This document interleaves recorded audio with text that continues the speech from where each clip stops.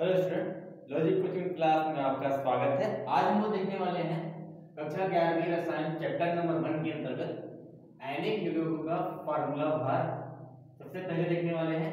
इसके बाद किसी यौगिकों में तत्वों का प्रतिशत संघटन यानी कि इसकी प्रतिशत मात्रा कैसे निकाली जाती है उसे देखने वाले हैं। तो सबसे पहले मैं आपको आयनिक यौगिक का फार्मूला भार होता क्या है ये बताने वाला हूँ। सबसे पहली बात, फार्मूला भार जो होगा वो सिर्फ आयनिक यौगिकों में ही पाया जाता है। उसको हम लोग अणु के रूप में नहीं लिख सकते, इसलिए इसको यौगिक के रूप में आयनिक यौगिकों के रूप में लिखा जाता है। जैसे कि मेरे पास एग्जांपल है NaCl, सोडियम क्लोराइड, जिसे हम लोग लवण या फिर नमक कहते हैं। ये एक आयनिक यौगिक का उदाहरण है। पहचानेंगे कैसे कि ये आयनों में विभक्त हो जाता है। जैसे इसमें Na+ होता है और Cl- आयन होता है, तो दो आयनों में विभक्त हो गया, एक प्लस एक माइनस, तो ये अपनी क्या हो गई, आयनिक यौगिक हो गया। तो इस आयनिक यौगिक का फार्मूला भार होता क्या है उसको बताता हूँ। फार्मूला भार जो होता है वो एक प्रकार का अणु भार के जैसे ही होता है। मैंने इसके पिछले क्लास में आपको अणु भार क्या है या फिर उसी को आणविक द्रव्यमान कहते हैं वो क्या होता है मैंने पिछले क्लास में आपको बताया। तो यहाँ पे जो फार्मूला भार होता है आयनिक का, एक प्रकार से देखा जाए तो उसका अणु भार ही होता है। और अणु भार के बारे में हम जानते हैं कि अणु भार में ये करते हैं कि जितने भी उसमें तत्व होते हैं उन सभी का परमाणु भारों का क्या किया जाता है, योग किया जाता है, जोड़ दिया जाता है। जैसे कि एग्जांपल के लिए मेरे पास NaCl है, तो मेरे को निकालना है NaCl का फार्मूला भार, तो मैं आपको निकाल के बताता हूँ। तो फार्मूला भार हम सेम अणु भार की तरह ही निकालने वाले हैं। जैसे कि यहाँ पे है अपने पास सोडियम, तो सोडियम का क्या चाहिए अपने को, पहला तो सोडियम है उसका परमाणु भार चाहिए। इसमें क्या जोड़ेंगे, इसमें क्लोरीन है अपने पास, तो क्लोरीन का परमाणु भार हम लोग जोड़ देंगे। तो जो अपने को कुल प्राप्त होगा वही अपना क्या होगा, अणु भार होगा। और ये चूंकि आयनिक यौगिक है तो ये आयनिक यौगिक का क्या हो जाएगा, फार्मूला भार हो जाएगा। ठीक है, तो अपन लोग कह रहे हैं सोडियम का जो भार होता है 23 होता है, प्लस क्लोरीन का जो भार होता है वो होता है 35.5।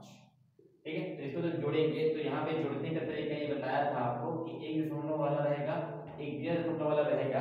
तो आप कैसे जोड़ा जाता है, इसमें दशमलव को जैसे का तैसा लिखिए 0.5, बाकी जो बच गया उसको जोड़ दीजिए। तो मैं जोड़ता हूँ, 5 में 3 गए जोड़े तो 8, 3 में 2 गए तो जोड़े तो 5, तो ये अपना 58.5 AMU एटॉमिक मास यूनिट, इससे हम लोग इसमें नापते हैं, इसका ये मात्रक है। तो एक प्रकार आपने देखा कि इस आयनिक यौगिक का फार्मूला भार हम लोग एक प्रकार से अणु भार की तरह लिखा है। ठीक है, तो इसकी अगर परिभाषा लिखी जाए, आयनिक यौगिक का अगर फार्मूला भार का परिभाषा देखा जाए तो इसका परिभाषा क्या होना चाहिए, तो आप बोलेंगे किसी यौगिक का फार्मूला भार, किसी आयनिक यौगिक का फार्मूला भार उसके प्रत्येक परमाणु के परमाणु भार के योग के बराबर होता है, जो कि अणु भार होता है। उसी अणु भार को हम लोग उस आयनिक यौगिक के लिए फार्मूला भार कहते हैं। ठीक है, ये हो गई इसकी परिभाषा, और इसके मैंने एक एग्जांपल लेके आपको समझाया। अब आते हैं हम लोग किसी यौगिक में तत्वों का प्रतिशत संघटन या फिर प्रतिशत मात्रा निकालिए कैसे करते हैं, इसको देखते हैं। तो मैं यहाँ पे हेडिंग में आपको दिखाई दे रहा होगा, तो हम लोग यौगिक में क्या उपस्थित होते हैं, बहुत सारे तत्व उपस्थित होते हैं, उन तत्वों का हम लोग यहाँ पे प्रतिशत मात्रा निकालने वाले हैं। उसके लिए मैंने आपको यहाँ पे एक सूत्र दिया है। इस सूत्र में हम लोग देखो, प्रतिशत निकालने का मतलब ये होता है कि आपको यहाँ पे गुणा 100 करना पड़ेगा। ठीक है, और प्रतिशत कैसे निकल देती है कि अपने पूरा यौगिक है तो यौगिक का कुल भार, जैसे कि यौगिक का अणु भार, और यौगिक के अणु भार में अगर उस तत्व के परमाणु भार का क्या किया जाए, योग करके अपन लोग इसको अणु भार के साथ भाग किया जाए और गुणा 100 किया जाए, तो आपको क्या मिल जाएगा, उस तत्व का प्रतिशत मात्रा आपको मिल जाएगी। ठीक है, मैंने आपको हिंदी में लिखा है, तत्व का प्रतिशत मात्रा बराबर तत्व के परमाणुओं की संख्या, यानी उस यौगिक में उस तत्व कितने कितने सारे वो तत्व है। ठीक है, यानी ऊपर उसके कितने परमाणु हैं, गुणित तत्व का परमाणु भार, जिस तत्व का आप प्रतिशत मात्रा निकाल रहे हो उसका परमाणु भार चाहिए, और नीचे में पूरे यौगिक का क्या चाहिए, आपको अणु भार चाहिए, और आप गुणा 100 कर देंगे तो आपको यह तत्व का प्रतिशत मात्रा आपको मिल जाएगी। तत्व की परिमाण लेना है, अंग्रेजी में भी सूत्र दिया है। एन क्या बताता है, उस तत्व कितने तत्व उसमें उपस्थित है, परमाणुओं की संख्या उसकी, गुणित AW क्या होता है, एटॉमिक वेट। मैंने बताया तत्व का परमाणु भार हम लोग क्या बोलते हैं, एटॉमिक वेट बोलते हैं। ठीक, और निश्चित यौगिक का अणु भार को क्या बोलेंगे, मॉलिक्यूलर वेट बोलेंगे। क्या बोलेंगे, मॉलिक्यूलर वेट। यहाँ पे है इसका मतलब है मॉलिक्यूलर वेट। ठीक, तो यहाँ पे मैंने अंग्रेजी में किया है। तो सबसे पहले मैं एक एग्जांपल लेके आपको ये समझाना चाहता हूँ। तो आप देखिए मेरे पास एग्जांपल MgSO4 मैग्नीशियम सल्फेट। ये मैग्नीशियम सल्फेट है, इसमें आपको दिखाई देगा मैग्नीशियम Mg, सल्फर दिखाई देगा और आपको दिखाई देगा ऑक्सीजन। ऑक्सीजन आपको 4 दिखाई दे रहा होगा, सल्फर आपको 1 दिखाई दे रहा होगा, मैग्नीशियम भी आपको 1 दिखाई दे रहा होगा। ठीक है, सबसे पहले हम लोग क्या करेंगे, अपने को यौगिक का अणु भार निकालते हैं। ये आपको यौगिक दिया हुआ है और इसके अवयवी तत्व आपको क्या क्या दिख रहे हैं, ये सब दिख रहे हैं। ये क्या है, सब उसके अवयवी तत्व। इसमें उपस्थित तत्वों को ही क्या बोला जाता है, उसके अवयवी तत्व कहा जाता है। तो मेरे पास 3 इसमें अवयवी तत्व आपको भी दिखाई दे रहा होगा। तो इसका हम लोग पहले क्या करने वाले हैं, इस यौगिक का MgSO4 का अणु भार निकालते हैं। तो मैं यहाँ पे अणु भार आपको निकाल के दिखा रहा हूँ। अणु भार मैंने पिछले क्लास में भी आपको कैसे निकाला जाता है उसके बारे में बताया। तो अपन क्या करेंगे, इनके सभी तत्वों के परमाणु भारों का क्या करेंगे, योग करेंगे, जोड़ देंगे। तो वही क्या होगा, अपना अणु भार होगा। जैसे कि मेरे पास मैग्नीशियम है, वो कितना है, 1 है। तो 1 है, तो मैग्नीशियम का जो परमाणु भार होता है वो होता है 24। ये आपको आवर्त सारणी में इसका परमाणु भार मिल जाएगा। फिर सल्फर का कितना है, वो भी 1 तो उपस्थित है, एक ही है, तो उसका परमाणु भार जो होता है वो होता है 32। ठीक, फिर यहाँ पे ऑक्सीजन, ऑक्सीजन चूंकि 4 उपस्थित है तो 4 गुणित ऑक्सीजन का भार कितना होता है, परमाणु भार, वो होता है 16। तो आप अगर इसको जोड़ देंगे तो आपको इस यौगिक का MgSO4 का अणु भार आपको प्राप्त हो जाएगा। तो मैं आपको जोड़ के बताता हूँ। सबसे पहले यहाँ पे गुणा सबसे पहले करेंगे। तो यहाँ पे है 24 धन 32 धन 16 चौक 64। ठीक है, फिर आपको जोड़िए। मैं आपको जोड़ने का तरीका बताया था, पहले वाले को पहले के साथ जोड़ते जाइए। 4 2 6 6 4 हो गया 10, एक कैरी आया, एक हासिल आया, 6 3 9 9 2 11 11 1 12। तो ये हो गई अपनी 120 AMU, एटॉमिक मास यूनिट। ठीक है, तो ये आपका क्या निकल के आया, अणु भार निकल के आ इस यौगिक का अणु भार निकल के आएगा, जो कि अपने को इस यौगिक का अणु भार चाहिए था। अब अपने को कुछ नहीं, अपने को इस सूत्र में रख के सभी तत्वों का प्रतिशत मात्रा, यहाँ पे हम लोगों को 3 प्रकार के तत्व दिखाई दे रहे हैं, इन दोनों तत्वों का क्या करना है, प्रतिशत मात्रा निकालनी है।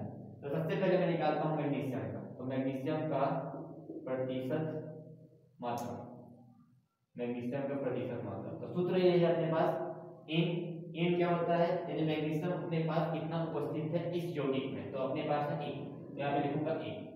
और अपने पास इसका एटॉमिक वेट यानी कि इसका परमाणु भार लिखना है। अब परमाणु भार यहाँ पे आपको देखते हैं 24 है, तो इस 24 को मैंने लिख दिया। और बटी में क्या है, यौगिक का अणु भार, यौगिक का अणु भार कितना है 120 मैंने यहाँ पे लिख दिया। और गुणा क्या करते हैं अपन, यहाँ पे 100 करते हैं, क्योंकि प्रतिशत में निकालना है तो 100 का गुणा किया जाता है। मैं यहाँ पे 0 से 0 घटा रहा हूँ। फिर ये 12 के पहाड़े में 12 कम 12 12 दूनी 24। फिर आपको दिख रहा होगा नीचे में 1 आ गया, 1 आ गया, उसको हटा दीजिए, तो अपने पास 10 दूनी 20% क्या आ जाएगी, इसकी मैग्नीशियम की प्रतिशत मात्रा आपको प्राप्त हो जाएगी। फिर हम लोग दूसरा देखते हैं। दूसरे में है अपने पास सल्फर। तो सल्फर का क्या निकालना है, प्रतिशत मात्रा निकालनी। तो सूत्र अपने पास सेम वही पड़ा हुआ है, एन क्या बताता है, सल्फर इस यौगिक में कितना उपस्थित है, 1 उपस्थित है, 1 गुणित, ठीक है। और इसका अपने को चाहिए परमाणु भार, तो सल्फर का परमाणु भार होता है अपने पास 32 बटे कितना होगा, अपने पास कुल यौगिक का अणु भार 120 है। और गुणा क्या करते हैं, 100 करते हैं। 1 0 1 0 से कटा, 4 के पहाड़े से कटा रहा हूँ, 4 या 12 4 38। अब 3 के पहाड़े से कोई कटेगा नहीं, तो अपने पास आ गया 10 बचा था यहाँ पे, 10 8 80 80 बटे 3%, ठीक है, प्रतिशत में आएगा। अब इसको थोड़ा सॉल्व कर लेते हैं। अगर इसको सॉल्व किया जाए तो 3 दूनी 6 हो जाएगा, बच जाएगा अपने पास 20 बच जाएगा, 3 छक्के 18, ठीक है। उसके बाद बच जाएगा 2, उसके बाद दशमलव लगा के इसको 20 बना देंगे, दिमाग में सॉल्व करना इसको। तो 3 छक्के 18, फिर 2 बच जाएगा, फिर इसको 20 बनाएंगे, 3 छक्के 18। तो इतना 2 तक आप दशमलव की संख्या 2 तक निकाल के रखिएगा, ठीक है। तो ये हो गया अपना सल्फर का प्रतिशत मात्रा। अब आते हैं तीसरा वाला पॉइंट, और वो है अपना ऑक्सीजन की प्रतिशत मात्रा, ऑक्सीजन की प्रतिशत मात्रा। तो सेम अपने पास सूत्र वही है, अपने पास सूत्र वही है। क्या सूत्र है कि अपने पास ये वाला सूत्र है, एन क्या बताता है कि ऑक्सीजन इस यौगिक में कितना है। तो यहाँ पे 4 लिखा गया, तो मैं 4 गुणित लिखता हूँ, और इसका भार कितना होता है, 16 होता है। अब बटे में कुल यौगिक का भार ये हो गया, गुणा 100। एक जीरो से एक जीरो कट गया, 4 से कटा रहा हूँ, 4 एकम 4, 4 किया 12, फिर नीचे में 3 आ गया, फिर नहीं कटेगा किसी से, तो ऊपर में क्या बच गया 16 का हम 160 बच गया और नीचे में 3 25। ठीक है, फिर आपको इसका सॉल्यूशन करना है दिमाग में। 3 पंजे हो गया 15, बच गया 1, 1 और 0 मतलब 10 बच गया, 3 तरीक 9, उसके बाद 10 फॉर्मूला लगाया कि 10 3 तरीक 9, तो 10 में 9 गए तो 1 बचेगा, तो 1 में 0 लगा के 10 बना लिया, 10 फॉर्मूला लगाया, फिर 3 तरीक 9 हो जाएगा, फिर 10 बचेगा, तो फिर 3 तरीक 9। तो इस प्रकार से आप ऑक्सीजन का प्रतिशत मात्रा आपने निकाल दिया। अगर आप इन सभी तीनों प्रतिशत मात्राओं को अगर जोड़ेंगे तो आपको लगभग 100% के बराबर आपको मिल जाएगा। यानी कि आप देख सकते हैं, इसको जोड़ के भी देख सकते हैं, मैंने आपके यहाँ पे जोड़ के आप देख सकते हैं, मैं आपको जोड़ करके नहीं बता रहा हूँ, लेकिन आप जोड़ेंगे तो आपको 100% के बराबर मिल जाएगा। तो आप इसमें सभी तत्वों का प्रतिशत मात्रा सही तरीके से सही निकाले हो, इसका मतलब ये होता है। तो इस प्रकार हमने देखा कि किसी आयनिक यौगिक का फार्मूला भार क्या होता है, उसके एग्जांपल बताएं। किसी यौगिक में तत्वों का जो प्रतिशत मात्रा है, जिसे प्रतिशत संघटन भी कहा जाता है, उसकी मात्रा हम लोगों ने निकाल के बताया। ठीक है, अगर आपको यह वीडियो समझ में नहीं आया होगा तो आप इस वीडियो को रिवाइंड करके देखिए। ठीक है, अगले वीडियो का इंतजार कीजिए। धन्यवाद।